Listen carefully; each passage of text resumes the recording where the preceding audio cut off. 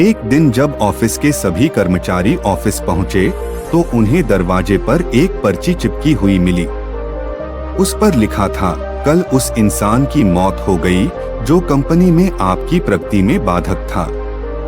उसे श्रद्धांजलि देने के लिए सेमिनार हॉल में एक सभा आयोजित की गई है। ठीक 11 बजे श्रद्धांजलि सभा में सबका उपस्थित होना अपेक्षित है। अपने एक सहकर्मी की मौत की खबर पढ़कर पहले तो सभी दुखी हुए, लेकिन कुछ देर बाद उन सब में ये जिज्ञासा उत्पन्न होने लगी कि आखिर वह कौन था जो उनकी और कंपनी की प्रगति में बाधक था। 11 बजे सेमिनार हॉल में कर्मचारियों का आना प्रारंभ हो गया। धीरे धीरे वहां इतनी भीड़ जमा हो गई कि उसे नियंत्रित करने के लिए सिक्योरिटी गार्ड की व्यवस्था करनी पड़ी। लोगों का आना लगातार जारी था।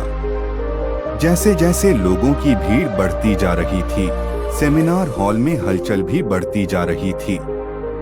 सबके दिमाग में बस यही चल रहा था, आखिर वो कौन था जो कंपनी में मेरी प्रगति पर लगाम लगाने पर तुला हुआ था। चलो, एक तरह से ये अच्छा ही हुआ कि वो मर गया। जैसे ही श्रद्धांजलि सभा प्रारंभ हुई, एक एक करके सभी उत्सुक और जिज्ञासु कर्मचारी कफन के पास जाने लगे। करीब पहुंचकर जैसे ही वे कफन के अंदर झांकते, उनका चेहरा फक पड़ जाता, मानो उन्हें सदमा सा लग गया हो। उस कफन के अंदर एक दर्पण रखा हुआ था। जो भी उसमें झांक कर देखता, उसे उसमें अपना ही अक्स नजर आता।